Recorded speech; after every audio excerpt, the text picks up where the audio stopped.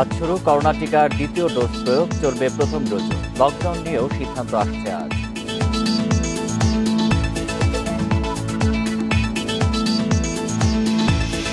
দেশের সবচেয়ে বেশি ৪৯ ভাগ করোনা সংক্রমণ মৌলভীবাজারে। উচ্চ সংক্রমণ ছড়িয়েছে আরও ৪৫ জেলায়।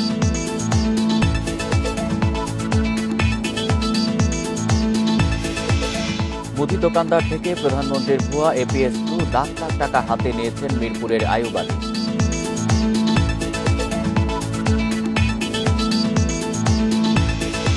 যুক্তরাজ্যে মিয়ানমারের রাষ্ট্রদূতকে বরখাস্ত করল জান্তা সরকার। বিক্ষোভে পুলিশের গুলিতে আরও ১৩ মৃত্যু।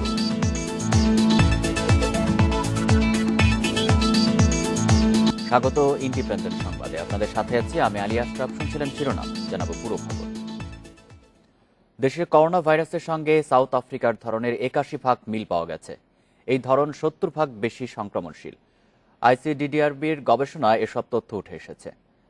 গবেষকরা জানিয়েছেন, রিয়েল টাইম PCR এর মাধ্যমে ১ জানুয়ারি থেকে ২৪ মার্চ পর্যন্ত মোট ১৬,২৬৫টি নমুনা পরীক্ষা করা হয়। এতে দেখা যায় মার্চের দ্বিতীয় সপ্তাহ পর্যন্ত দেশে যুক্তরাজ্যের করোনা ভাইরাসের সংক্রমণ ছিল। তবে মার্চের তৃতীয় সপ্তাহে সাউথ আফ্রিকার করোনা ভাইরাসের ধরন দেখা যায়, যা শতকরা ৮১ ভাগ। সাউথ আফ্রিকার করোনা ভাইরাস ৭০ গুণ বেশি দ্রুত ছড়ায়। এই পরিস্থিতিতে মাস্ক পরা ও স্বাস্থ্যবিধি কঠোরভাবে মেনে চলতে বলেছে ICDDRB।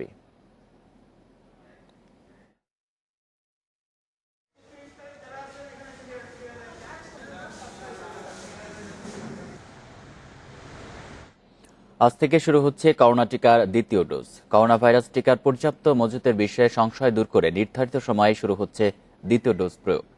দেশের ৩৫টি জেলায় এরই মধ্যে টিকা পৌঁছানো হয়েছে।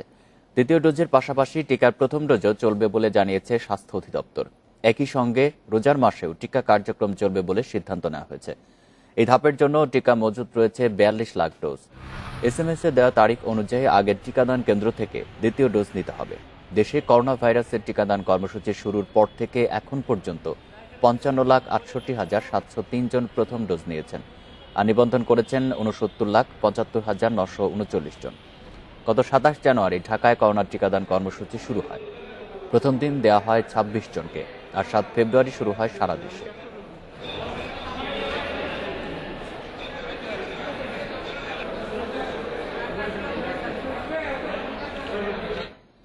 টাঙ্গাইলে করোনা ভাইরাসের টিকার দ্বিতীয় ডোজের ভ্যাকসিন পৌঁছেছে বুধবার। টিকা কর্মসূচি নিয়ে জানাতে টাঙ্গাইল থেকে যোগ দিচ্ছেন সহকর্মী মামুনুর রহমান।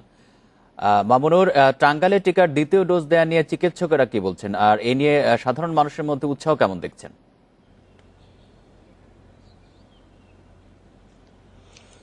আপনি জানেন যে করোনা ভাইরাসের যে দ্বিতীয় ঢেউটি শুরু হয়েছে, এটা কিন্তু বেশ ভয়াবহ এবং এটা খুব দ্রুত ছড়িয়েছে। গতকালকেও টাঙ্গাইলে ৩২ জন আক্রান্ত হয়েছে। এ নিয়ে জেলায় কিন্তু প্রায় ৪২-১৫ জন করোনা রোগী শনাক্ত হয়েছে। তো এই যে বিপুল সংখ্যক মানুষ প্রতিনিয়ত করোনায় শনাক্ত হয়েছে, যে কারণে মানুষের মাঝে কিন্তু টিকা নেওয়ার প্রবণতাটা বা আগ্রহটা আগের যে কোনো সময় সেটা বেড়ে গেছে। আপনি জানেন যে গতকালকে টাঙ্গাইলে দ্বিতীয় ডোজের যে ভ্যাকসিন রয়েছে, সেটা ৬৩,০০০ অ্যাম্পল কিন্তু টাঙ্গাইলে এসে পৌঁছেছে, অর্থাৎ ৬৩,০০০ মানুষ এই ভ্যাকসিন গ্রহণ করতে পারবে। তো তার সার্বিক প্রস্তুতি কিন্তু টাঙ্গাইল জেলা স্বাস্থ্য বিভাগ নিয়েছে, এমনটি কিন্তু সিভিল সার্জন আমাকে জানিয়েছেন। অর্থাৎ টাঙ্গাইলের সিভিল সার্জন আবুল ফজল মোহাম্মদ শাহাবুদ্দিন যেটা বলেছেন, আজকে সকাল ৯টা থেকে আমি যেখানে দাঁড়িয়ে আছি ঠিক এখান থেকেই আনুষ্ঠানিকভাবে দ্বিতীয় ডোজের টিকা দেওয়া শুরু হবে। এর বাইরেও টাঙ্গাইলে যে ১২টি উপজেলা স্বাস্থ্য কমপ্লেক্স রয়েছে, প্রত্যেকটা উপজেলা স্বাস্থ্য কমপ্লেক্সে কিন্তু গতকালকে পুলিশ প্রহরায় এই ভ্যাকসিন পৌঁছে দেওয়া হয়েছে। অর্থাৎ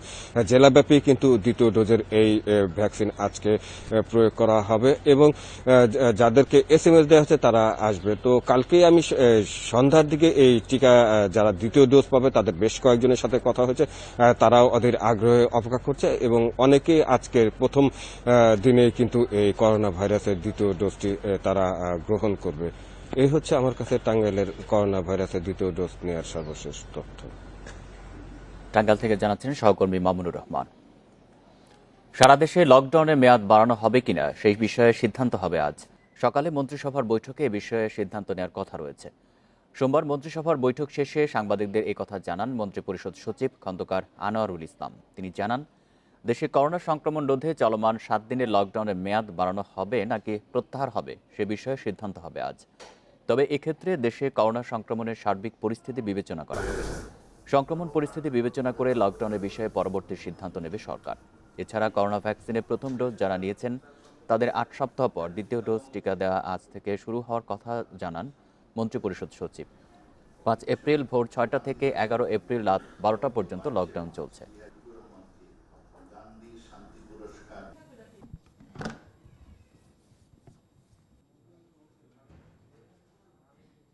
বাইরের লোকজন আপনার ওই পোর্টে লকডাউনের চতুর্থ দিনে রাজধানীর সার্বিক পরিস্থিতি জানাতে রাজধানীর ফার্মগেট থেকে আমাদের সঙ্গে যোগ দিয়েছেন সহকর্মী শাহরিয়ার অনির্বাণ। অনির্বাণ, আজ রাজধানীর পরিস্থিতি কেমন দেখছেন, আর গণপরিবহন বা অন্যান্য স্থানে স্বাস্থ্যবিধি মানার প্রবণতা আগের চেয়ে একটু বেড়েছে কিনা? দেখুন, চতুর্থ দিনের প্রথম বলা যায় প্রথম প্রহর চলছে এখন। তো এই সময়ে রাজধানীতে অফিসগামী মানুষের যে ভিড়টি থাকে সে ভিড় আমরা দেখতে পাচ্ছি। ফার্মগেটের চিত্রটি আপনাকে যদি দেখায় যে অন্যান্য ব্যস্ততম দিনের মতোই কিন্তু আজকের দিনটাও শুরু হয়েছে। কিছুক্ষণ পরপরই ঢাকার বিভিন্ন প্রান্ত থেকে যে আন্তঃপরিবহনের বাসগুলো রয়েছে সে বাসগুলো আসা যাওয়া করছে এবং প্রতিটা বাসেই দেখা গেছে যে একটি আসন ফাঁকা রেখে আরেকটি আসনে যাত্রী নেওয়া হচ্ছে। এর বাইরে যদি বলা হয় যে শর্তে এই গণপরিবহনগুলো খুলে দেওয়া হয়েছিল স্বাস্থ্যবিধি মানার লক্ষ্য নিয়ে, কিন্তু সেই শর্ত কিন্তু পূরণ হচ্ছে না। কারণ বাসে যাত্রী সংখ্যা কমানো হয়েছে, কিন্তু যাত্রী ওঠানামার ক্ষেত্রে যে জীবাণুনাশক ব্যবহার করার কথা প্রতিটি বাসে সেটি কিন্তু করা হচ্ছে না। যাত্রীরা নিজে উদ্যোগেই হ্যান্ড স্যানিটাইজার বা মুখে মাস্ক পরে তারা ভিতরে ঢুকছে, বসছে, তার গন্তব্যে যাওয়া পর্যন্ত সে বাসেই থাকছে। এর বাইরে যদি আপনাকে আরেকটা বিষয় বলে রাখি যে সাধারণ মানুষের ভিতরে মাস্ক ব্যবহারের সচেতনতা বেড়েছে। যদিও গত মাসের মার্চের শেষ তারিখ থেকে যখন আমরা গড়ে হিসাব করি যে প্রতিদিন প্রায় ৫,০০০-এরও বেশি মানুষ আক্রান্ত হচ্ছে এবং মানুষের মারা যাওয়ারও সংখ্যা কিন্তু প্রায় ৫০-এর উপরে প্রতিদিন। তো যার কারণে মানুষের ভিতরে একটু হলে পরে সচেতনতা বেড়েছে, ভীতিটাও বেড়েছে, কিন্তু সামাজিক দূরত্ব বজিয়ে রেখে যে চলাফেরা করাটা সেটি কিন্তু করা হচ্ছে না। আমরা গত ৩ দিন ধরে দেখেছি যে গণসমাগম অন্যান্য দিনের মতোই চলছে, শুধুমাত্র শপিং মল এবং কাপড়ের দোকানগুলো বন্ধ রয়েছে। এর বাইরে রাস্তায় কিন্তু মানুষের ভিড় যথারীতি আমরা অন্যান্য দিনেও যেমন দেখি এখনও সেরকম দেখছি। যদিও ১১ দফাতে স্পষ্ট করে বলে দেওয়া আছে যে প্রয়োজন ছাড়া কেউ বাইরে বেরোবে না এবং কেউ বেরোলে পরেও সামাজিক দূরত্ব ৩ ফিট, অন্তত ৩ ফিট দূরত্ব বজায় রেখে চলাফেরা করবে। এই বিষয়টি কিন্তু পুরোপুরি উদাসীন এবং এগুলো নজরদারি করার জন্য যে আইনশৃঙ্খলা বাহিনীর শক্ত অবস্থান থাকা দরকার সেই বিষয়টি কিন্তু এখন পর্যন্ত সুনিশ্চিত হয়নি। ঢাকা শহরে বিচ্ছিন্নভাবে কিছু কিছু এলাকায় দু একটি মোবাইল কোর্ট বসছেন, কিন্তু সেটি সাধারণ মানুষের উপরে এই স্বাস্থ্যবিধি মানার উপরে যে প্রভাব ফেলাটা সেই প্রভাবটা কিন্তু ফেলতে পারছে না। এক্ষেত্রে সচেতন যারা রয়েছেন বা স্বাস্থ্য কর্মসূচি নিয়ে যারা কাজ করেন তারা কিন্তু পরামর্শ দিচ্ছেন এইভাবে চলতে থাকলে করোনার প্রকট আরও বাড়বে এবং পরিস্থিতি ভয়াবহর দিকে যেতে পারে। এই ছিল আমার কাছে সর্বশেষ। ফার্মগেট থেকে জানাচ্ছিলেন সহকর্মী শাহরিয়ার অনির্বাণ। এর আগে লকডাউনের তৃতীয় দিনে সারা দেশের সব সিটি কর্পোরেশন এলাকায় শুরু হয় বাস চলাচল। এতে ভোগান্তি অনেকটা কমেছে বলে দাবি অফিসগামীদের। তবে বাসে মানা হয়নি স্বাস্থ্যবিধি, উপেক্ষিত হয়েছে সামাজিক দূরত্ব। লকডাউন ঘোষণার 2 দিনের মাথায় রাজধানীতে চালু হলো গণপরিবহন। অফিসগামীদের ভোগান্তির কথা বিবেচনায় রেখে নেওয়া সিদ্ধান্ত অনুযায়ী বুধবার সকাল থেকেই গুলিস্তান, কাউরান বাজার, ফার্মগেট সহ বিভিন্ন এলাকায় বাস চলাচল শুরু হয়। সরকারি নির্দেশনা অনুযায়ী বাসে অর্ধেক আসন ফাঁকা রেখে যাত্রী নেওয়া হয়। তবে নির্ধারিত আসনের 60% বেশি ভাড়া নেওয়ার অভিযোগ যাত্রীদের। এছাড়া প্রত্যেক যাত্রীর ওঠানামার সময় জীবাণুনাশক ছিটানোর নির্দেশনাও মানা হয়নি। আমাদের ভাড়ার টাকাটা একটু বেশি নিচ্ছে। যেখানে ভাড়া ছিল 15 টাকা সেখানে তারা 30 টাকার মতন ভাড়া নিচ্ছে। যাত্রীর চাপ তো এরকম নয়, কিন্তু হালকা পাতলা মোটামুটি ভালোই আছে। স্প্রে আছে, স্প্রে মারতেছি, আর মাস্ক ছাড়া কোনো যাত্রী আমার গাড়ির ভিতরে উঠাতেছি না। তবে নগরীতে বাস চালু হয় স্বস্তি ফিরেছে অফিসগামীদের মধ্যে। এখন তো যাক ভালোই দেখা যাচ্ছে, বাস চলতেছে খুব ভালোই লাগতেছে আমাদের। অফিস যদি খোলা থাকে তাহলে আমাদের যাতায়াতের ব্যবস্থা করতে হবে, এই জন্য আমাদের জন্য একটা সুবিধা হয়েছে। লকডাউনে দোকান ও বাসাবাড়ির কাজ বন্ধ থাকায় বিপাকে পড়েছেন দিনমজুররা। মিরপুর 1 নম্বরের লেবার মার্কেটে কাজের অপেক্ষায় থাকতে দেখা যায় শ্রমিকদের। রোজগার বন্ধ হওয়ায় অনাহারে অর্ধাহারে দিন কাটছে তাদের। আমাদের কোনো কাম কাজ নাই, আমরা হেল্পার মিস্ত্রি যারা আছি আসি আর যাই, আমাদের সংসার চলতে খুব কষ্ট। সমস্যা, কাজ কাম চলছে না, বাসা বাসা ভাড়া দিয়ে পাচ্ছি না। তবে গণপরিবহন চালুর সিদ্ধান্তকে আত্মঘাতী বলছেন জনস্বাস্থ্য বিশেষজ্ঞরা। তারা বলছেন, সংক্রামক নিয়ন্ত্রণে স্বাস্থ্যবিধি কড়াকড়িভাবে না মানলে লকডাউনে ইতিবাচক ফল পাওয়া যাবে না। এটি কিন্তু সুইসাইডাল। আমি কেন বলছি যে ধরেন এই মুহূর্তে যদি আপনি চিন্তা করেন, আপনারা তো ঘুরে বেড়াচ্ছেন বিভিন্ন হাসপাতালে, আমরা চিকিৎসক হিসেবে সরাসরি সরজমিনে পেশেন্টগুলো দেখছি। তো আলটিমেট যে জিনিসটা আমরা দেখতে পাচ্ছি সেটি কিন্তু চরম ভয়ানক এবং অ্যালার্মিং। এখন আমি তো বলবো যে আর মানুষকে আর কতদিন বলবেন যে আতঙ্কিত হবার দরকার নেই, আতঙ্কিত হওয়ার মতো সময় এখন, কারণ হাসপাতালে তো বেডের সংকুলন নেই। এদিকে বাসের পাশাপাশি রাইড শেয়ারিং চালুর দাবিতে বিক্ষোভ করেন মোটরসাইকেল চালকরা। তবে লকডাউন বাস্তবায়নে আইন শৃঙ্খলা বাহিনীর তৎপরতা ছিল ঢিলেঢালা।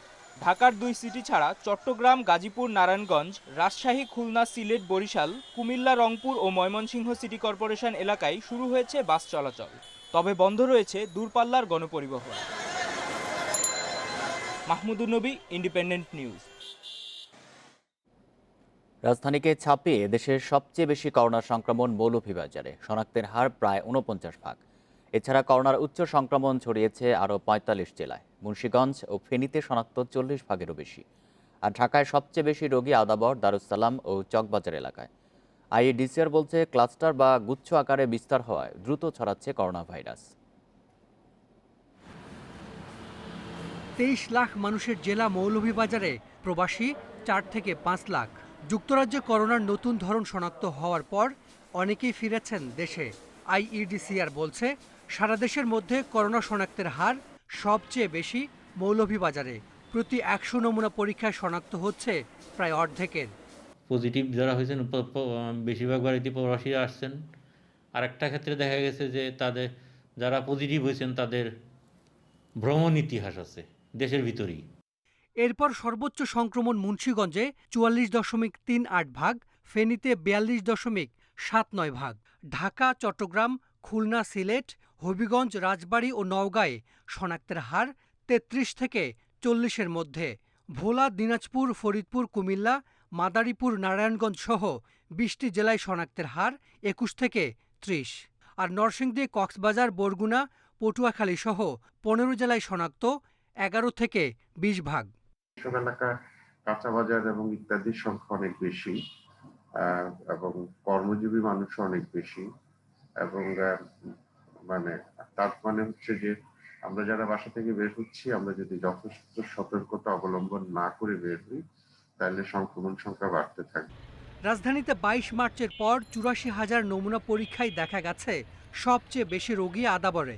এরপরেই বেশি শনাক্ত হচ্ছে চকবাজার, দারুসালাম, হাজারীবাগ, যাত্রাবাড়ি ও ভাটারায়।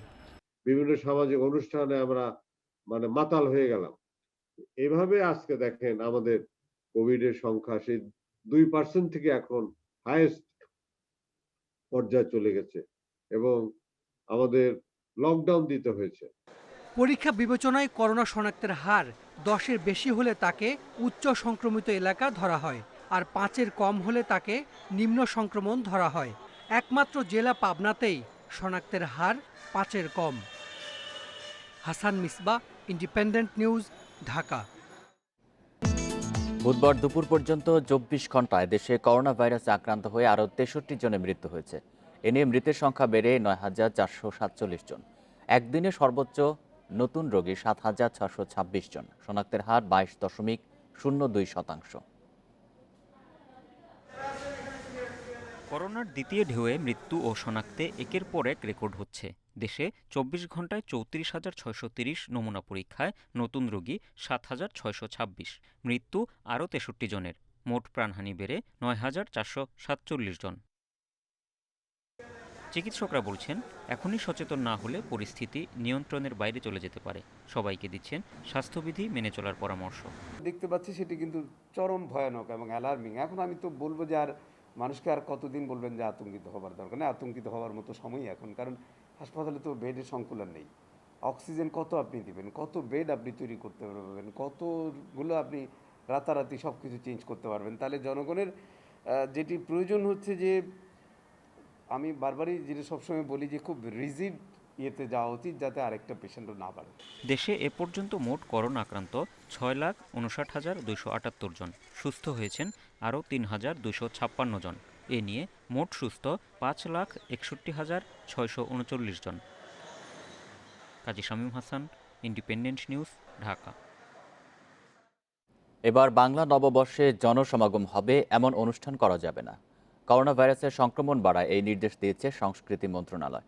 বুধবার সংস্কৃতি মন্ত্রণালয় থেকে এই সংক্রান্ত নির্দেশনা জারি করা হয়েছে। বলা হয়েছে, নববর্ষ উপলক্ষে কোনো অবস্থাতেই জনসমাগম করা যাবে না। অনলাইনে অনুষ্ঠান করার পরামর্শ দেওয়া হয়েছে। আগামী 14 এপ্রিল বাংলা 1428 সনের প্রথম দিন বা পহেলা বৈশাখ। প্রতি বছরই মঙ্গল শোভাযাত্রা সহ নানা অনুষ্ঠানের মধ্য দিয়ে দেশব্যাপী পহেলা বৈশাখ উদযাপন করা হয়। কিন্তু করোনা ভাইরাসের কারণে গত বছরও নববর্ষ উদযাপন করা যায়নি।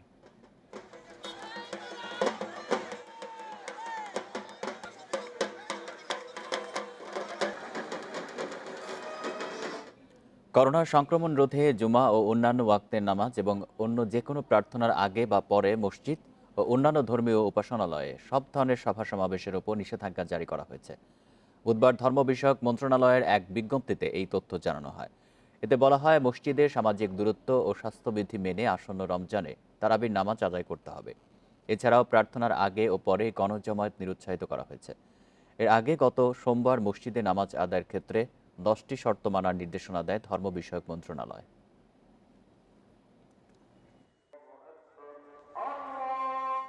শেরপুরের গারো পাহাড়ে বসবাসকারীদের করোনার টিকা নিতে উদ্বুদ্ধ করার উদ্যোগ নিয়েছে প্রশাসন। জেলা স্বাস্থ্য বিভাগের উদ্যোগে বাড়ি বাড়ি গিয়ে উঠোন বৈঠক করে করোনার সচেতনতা বাড়ানোর চেষ্টা করছেন চিকিৎসকেরা। বোঝানো হচ্ছে টিকা নেওয়ার সুফল সম্পর্কেও। শেরপুরের গারো পাহাড়ে বসবাসকারী বেশিরভাগ নৃগোষ্ঠী সচেতনতার অভাবে করোনার টিকা কর্মসূচির বাইরে ছিল। করোনার সংক্রমণ সম্পর্কেও তেমন ধারণা নেই তাদের। এজন্য বাড়ি বাড়ি গিয়ে সচেতনতা বাড়ানোর উদ্যোগ নিয়েছে স্বাস্থ্য বিভাগ। গারো পাহাড়ে খোলা হয়েছে ভ্রাম্যমাণ টিকাদান কেন্দ্র। এ উদ্যোগে উদ্বুদ্ধ হয়ে সেখানে নিবন্ধন করে টিকা নিচ্ছেন 40 বছরের বেশি বয়সী নারী পুরুষ। অত্যন্ত অঞ্চলে উপজেলা প্রশাসন থেকে টিকার ভাইল নিয়ে এখানে টিকা প্রদান করা হচ্ছে, রেজিস্ট্রেশন করা হচ্ছে।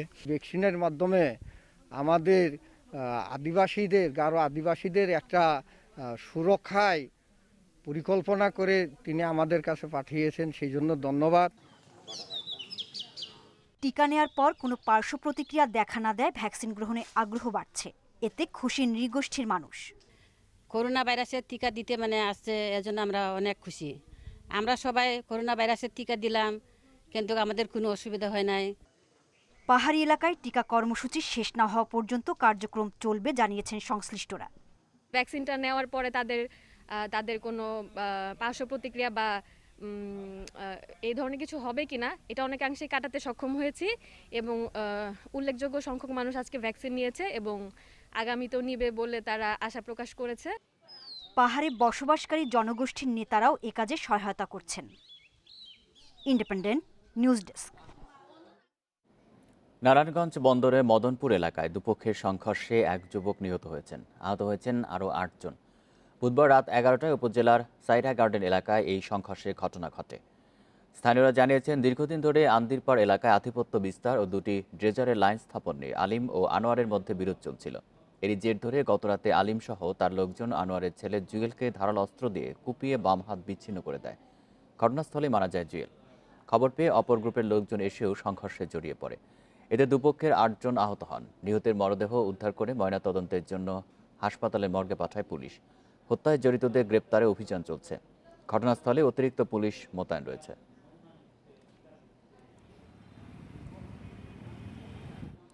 মিরপুরের আইয়ুব আলী ছিলেন মুদি দোকানদার।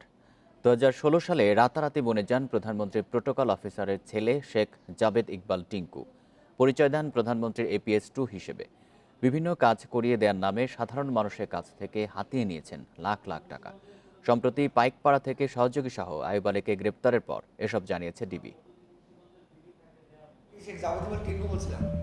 প্রধানমন্ত্রীর প্রোটোকল অফিসারের ছেলে ও APS 2 পরিচয় দিয়ে পটুয়াখালীর পুলিশ সুপারকে ফোন করে তদবির করেন প্রতারক আইয়ুব আলী। তার APS মাসুদের জমির বিরোধ মেটানোর অনুরোধ করেন তিনি। এই ব্যাপারটা আমি জানি না, কাগজপত্র দেখে যে পায় তার এরপর আয়ুব আলীর এপিএস মাসুদ ফোন করেন মির্জাগঞ্জের ওসিকে। শেখ জাভেদ ইকবাল টিঙ্কু স্যারের পিএস বলছিলাম। নিজেই তো পিএস, আবার আপনি আবার হেয়ার পিএস। বিষয়টা হলো কি, ওইটা জায়গাটা হলো পৈতৃক সম্পত্তি আমার শাশুড়ির, ঠিক আছে? না, আমি অফিসার পাঠাইছি, দেখবেন। কেউ কাজ না করলে চাকরি খাওয়ার হুমকিও দেন আয়ুব আলী।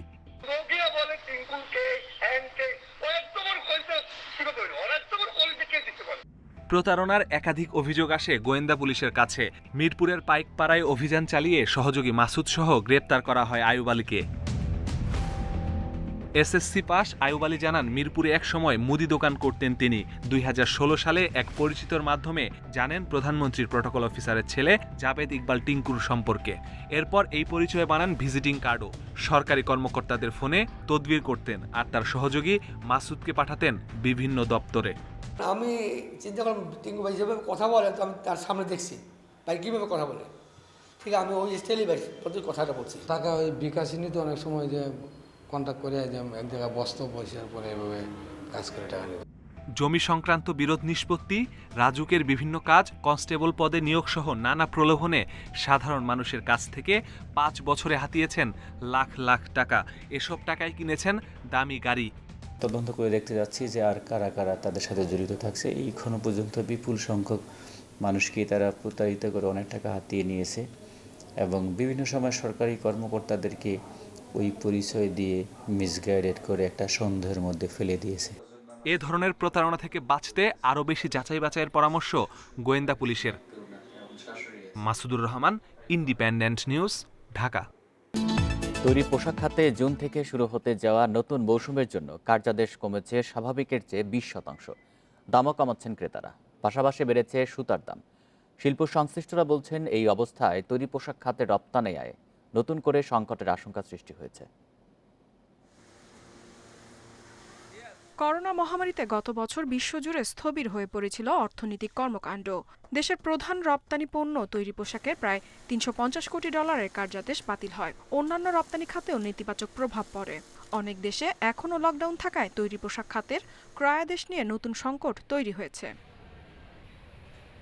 করোনায় বিক্রি না হওয়া পণ্য এখনও মজুত রয়েছে। এদিকে প্রধান আমদানিকারক দেশগুলোতে লকডাউন থাকায় চাহিদা কমেছে পণ্যের।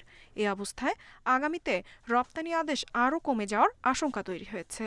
নতুন ক্রয়াদেশ প্রদান করার কথা চিন্তা করছেন এবং প্রক্রিয়ায় আছেন, সেইখানে হয়তো একটা ভালো অবস্থান আমরা যেতে পারি, কিন্তু খুব নিকট ভবিষ্যৎ অর্থাৎ আগামী এপ্রিল মেতে আমাদের পরিস্থিতি ভালো হবার কোনো সম্ভাবনা এই মুহূর্তে আমি দেখছি না। $3 পর্যন্ত পার কেজি সুতার দাম ধরে বায়ারের সাথে আমার এই নেক্সট সিজনের অর্ডারগুলি নেগোশিয়েট করে ফেলেছি। তো আফটার 1 মান্থ যখন বায়ার আমাকে অর্ডার শিট পাঠানো শুরু করলো, ততক্ষণে সুতার দাম বেড়ে এটা 50-60 সেন্ট বেড়ে গেছে। বিশেষজ্ঞরা বলছেন, সংকট মোকাবেলায় এখনই ক্রেতাদের সঙ্গে দাম এবং বাড়তি আদেশ নিয়ে আলোচনা করতে হবে, না হলে ভবিষ্যতে প্রতিযোগী দেশগুলোর সঙ্গে অসম প্রতিযোগিতা তৈরি হবে। স্বাস্থ্য সুরক্ষা নিশ্চিত করে উৎপাদন অব্যাহত রাখতে পারে, তাহলে আমার ধারণা যে ব্র্যান্ড বায়ারদেরকে তাদের পক্ষ থেকে চাপ দেওয়া যাবে যে চীনের মতো দেশ থেকে বা ভিয়েতনামের মতো দেশ থেকে আমাদের দেশে যাতে তারা বাড়তি অর্ডার প্লেস করে। চলতি অর্থবছরের 9 মাসে সবচেয়ে বেশি রপ্তানি আয় কমেছে তৈরি পোশাক খাতে। এ সময় রপ্তানি আয়ের লক্ষ্যমাত্রা ধরা হয়েছিল $2,495 কোটি 6 লাখ, আর আয় হয়েছে $2,348 কোটি 79 লাখ। ইফাতারা, independent news. গত এক বছরে অর্ধেকে নেমেছে আইসক্রিম বিক্রি। তবে ফেব্রুয়ারির শুরুতে কিছুটা ঘুরে দাঁড়াতে শুরু করে ব্যবসাটি। আশা ছিল গরম বাড়ার সঙ্গে বিক্রিও বাড়বে, কিন্তু করোনা সংক্রমণ বৃদ্ধি পাওয়ায় নতুন করে ক্ষতির শঙ্কা ব্যবসায়ীদের। গত বছর করোনা সংক্রমণ ঠেকাতে ঠান্ডা এড়িয়ে চলেন অনেকে। এর প্রভাব পড়ে দেশের আইসক্রিম ব্যবসায়। এদিকে স্বাভাবিক সময়ে গরম পড়লেই দেশে জমজমাট হয় আইসক্রিম বিক্রি। গরমের সময় দেশে আইসক্রিমের চাহিদা থাকে 2.5 লাখ লিটারেরও বেশি। তবে শীতের সময় এই চাহিদা অনেকটাই কমে যায়। সে সময় বিক্রি দাঁড়ায় 1 লাখ লিটারেরও কম। তবে গত বছর চিত্র ছিল ভিন্ন। আইসক্রিম উৎপাদনকারী প্রতিষ্ঠানের দেয়া তথ্য মতে শিক্ষার্থীদের কাছেই সবচেয়ে জনপ্রিয় আইসক্রিম। তবে করোনা স্কুল কলেজ বন্ধ থাকায় বিক্রি কমে যায় 40%। আবার করোনায় আমদানিকৃত কাঁচামালের দাম বাড়ায় আগের দামে বিক্রি করে পোষাতে পারছেন না ব্যবসায়ীরা। স্কুল থেকে যাওয়ার পথে হোক, আসার পথে হোক, বা স্কুলে ইনস্ট্যান্ট কনজিউম করে কিছু, তো সেই সিচুয়েশনটা এখন নেই। এই কারণে হচ্ছে গত বছর একটা হচ্ছে লকডাউন আর একটা হচ্ছে ইনস্টিটিউশন বন্ধ, সেই কারণে একটা বড় সেলসটা ফল করে। যেহেতু আরেকটা ওয়েভ আসছে এখন, সেটা একটা আনসার্টেনিটি দেখা দিয়েছে। আমরা একটু স্কেয়ার্ড আছি যে আবার কি হবে। ফেব্রুয়ারি থেকে গরমের কারণে কিছুটা ঘুরে দাঁড়াতে শুরু করে আইসক্রিম ব্যবসা। দোকানগুলোতে বাড়তে থাকে বিক্রি। আইসক্রিমটা অনেকদিন পরে কিনলাম, জাস্ট গরম বেশি, এই কারণে খাওয়ার ইচ্ছা হচ্ছে। গরম তাপমাত্রা স্বাভাবিকের থেকে অনেক বেশি, যার কারণে একটু বেশি টুরিস্টটা, যার কারণে আইসক্রিম কিনা। গরম যদি এরকম থাকে তাহলে এরকমই চলবে, আর যদি গরম কমে যায় তাহলে কম চলবে। আইসক্রিম উৎপাদনের সাথে জড়িত দেশের 8টি প্রতিষ্ঠান। বাজারের আকার প্রায় 2000 কোটি টাকা। Irin Khatun, Independent News, Dhaka. প্রতি বছর বইমেলায় প্রকাশিত হাজার হাজার বইয়ের অধিকাংশই মানহীন। অধিকাংশ প্রকাশকের নেই সম্পাদনা পরিষদ, নেই ভালো প্রুফরিডার। ফলে ভুল বানানের সম্পাদনাহীন বই হাতে তুলে নিচ্ছে পাঠক।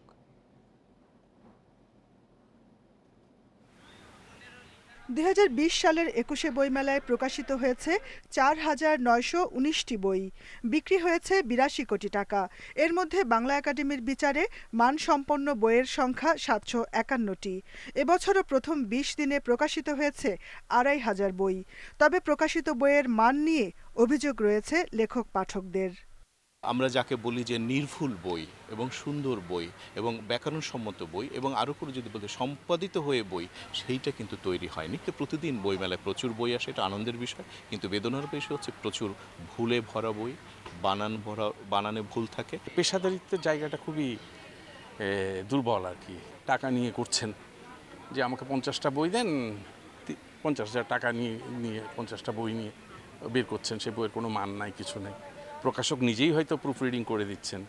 প্রকাশকরা এসব অভিযোগ স্বীকার করে বলছেন, বাস্তবতার কারণেই সম্পাদনা পরিষদ নেই অধিকাংশ প্রকাশকের। তারা বলছেন ভালো পাণ্ডুলিপি সংকটের কথাও।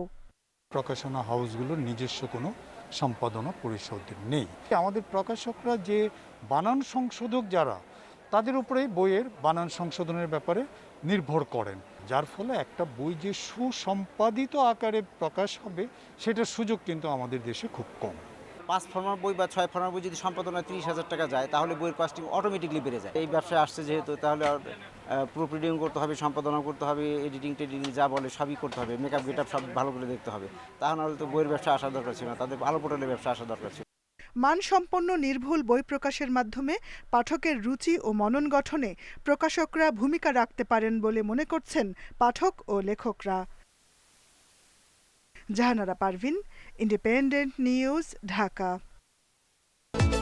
যুক্তরাজ্যে নিযুক্ত মিয়ানমারের রাষ্ট্রদূত কিয়াও জোয়ার মিনকে বরখাস্ত করেছে জান্তা সরকার। বুধবার লন্ডনের মিয়ানমার দূতাবাস থেকে তাকে চলে যেতে বলা হয়।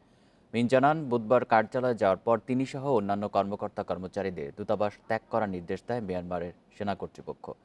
ফেব্রুয়ারিতে মিয়ানমারে অভ্যুত্থানের পর অং সান সুচিকে ছেড়ে দেওয়ার আহ্বান জানিয়েছিলেন সাবেক সেনা কর্মকর্তা কিয়াও জোয়ার মিন। এদিকে মিনের পদে ডেপুটি অ্যাম্বাসেডর চিট উইনকে নিযুক্ত করা হয়েছে বলে জানিয়েছে বার্তা সংস্থা রয়টার্স। মিয়ানমারে জান্তা বিরোধী বিক্ষোভে পুলিশের গুলিতে বুধবার আরও 13 জনের মৃত্যু হয়েছে। অভ্যুত্থানের পর থেকে এই নিয়ে দেশটিতে প্রাণ গেল 580 জনের বেশি বিক্ষোভকারীর। এদিকে স্থানীয় একটি গণমাধ্যম জানিয়েছে, ইয়াঙ্গুনে একটি চীনা প্রতিষ্ঠানে আগুন দিয়েছে আন্দোলনকারীরা। সেনাবাহিনীর দমনপীড়ন উপেক্ষা করে মিয়ানমারে 2 মাসের বেশি সময় ধরে লাগাতার বিক্ষোভ ধর্মঘট চলছে। প্রতিদিনই ঘটছে প্রাণহানির ঘটনা। বুধবার মিয়ানমারের কালের শহরে বিক্ষোভকারীদের ক্যাম্প সাইট থেকে গোলাগুলির শব্দ শোনা যায়। প্রত্যক্ষদর্শীরা জানান, তারা কয়েকটি মরদেহ দেখতে পেয়েছেন। ইয়াঙ্গুনের কাছে বাগো শহরেও বিক্ষোভকারীদের উপর গুলি চালানো হয়েছে। চীনা মালিকানাধীন একটি পোশাক কারখানায় অগ্নিসংযোগের ঘটনা ঘটেছে। এদিন চীনের পতাকা পুড়িয়ে দেয় বিক্ষোভকারীরা। তারা চীনা পণ্য বয়কটের আহ্বান জানান। ক্ষমতাসীন জান্তা সরকারের প্রধান মিং অং হাইম মন্তব্য করেছেন, আইন অমান্য আন্দোলন মিয়ানমারকে ধ্বংস করে দিচ্ছে। আইন অমান্য আন্দোলনের কারণে আমাদের দেশে হাসপাতাল, স্কুল, বিভিন্ন দপ্তর ও কারখানা স্থবির হয়ে আছে। প্রতিবেশী দেশ ও আন্তর্জাতিক সম্প্রদায় বিরোধিতা করলেও তারা ব্যবসার ক্ষতি করছে না।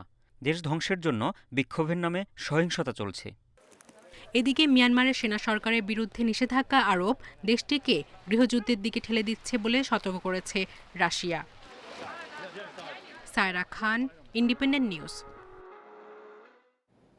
হবে করেও বুধবার শ্রীলঙ্কা সফরের জন্য বাংলাদেশ দল ঘোষণা হয়নি। বৃহস্পতিবার মাহমুদুল্লাহ রিয়াদ ও হাসান মাহমুদের ফিটনেস পরীক্ষা শেষে দল দেবেন নির্বাচকেরা। লঙ্কায় যাবার আগে দেশে ক্রিকেটাররা অংশ নেবেন ব্যক্তিগত অনুশীলনে, তবে সিরিজের আগে আসল প্রস্তুতি হবে ক্যান্ডিতে। 12 এপ্রিল শ্রীলঙ্কা যাবে বাংলাদেশ। দল হবে 18 সদস্যের। মাহমুদুল্লাহ রিয়াদ ও হাসান মাহমুদের জন্য কালক্ষেপণ নির্বাচকদের। বৃহস্পতিবার ফিটনেস টেস্ট দেবেন মাহমুদুল্লাহ হাসান। পাশ করলেই যাবেন লঙ্কা সফরে। আঙ্গুলের চোট কাটিয়ে পুরো ফিট মুশফিক। অনুশীলনে বাংলাদেশকে কোনো নেট বোলার দিবে না লঙ্কান বোর্ড। সে কারণে স্কোয়াডে থাকতে পারে 6 পেসার। সুযোগ পেতে পারেন শরীফুল ইসলাম। সেক্ষেত্রে লড়াই হবে খালেদ আহমেদের সাথে। তাসকিনের ফেরাটাও অনেকটাই নিশ্চিত। মূল কনসার্ন ইনজুরি নিয়েই মুশফিকরে আমি যত জানি ফিজিওর সাথে যেখানে কথা হচ্ছে হিল বি ফাইন, ওর কোনো সমস্যা হবে না। Mahmudullah injury is concern. Hasan Mahmud ইনজুরিটা একটু বেশ বড়। নিউজিল্যান্ড থেকে দেশে ফিরে সরকারি বাধ্যবাধকতায় করোনা টেস্ট দিয়েছেন ক্রিকেটাররা। শ্রীলঙ্কা যাবার আগে শুক্র ও রোববার আবারও সেই ঝক্কি নিতে হবে মুমিনুল তামিমদের। তার আগে শেরেবাংলায় ব্যক্তিগত অনুশীলন করবেন ক্রিকেটাররা।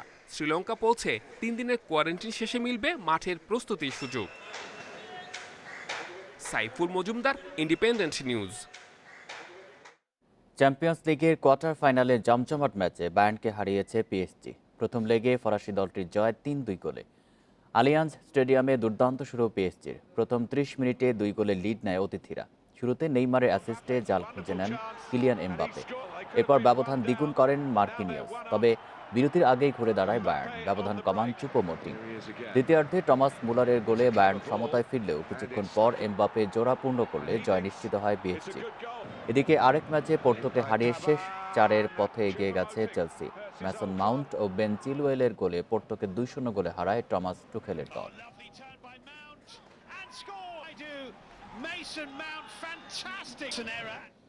সংবাদ শেষ করব, তার আগে শিরোনামগুলো জানিয়ে দেব আরও একবার। আজ শুরু করোনা টিকার দ্বিতীয় ডোজ প্রয়োগ, চলবে প্রথম ডোজও। লকডাউন নিয়েও সিদ্ধান্ত আসছে আজ।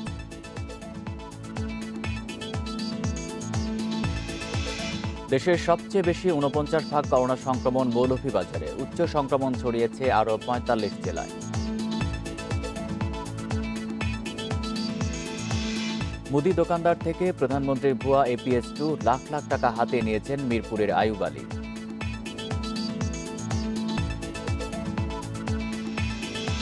যুক্তরাজ্যে মিয়ানমারের রাষ্ট্রদূতকে বরখাস্ত করল জান্তা সরকার। বিক্ষোভে পুলিশের গুলিতে আরও 13 মৃত্যু।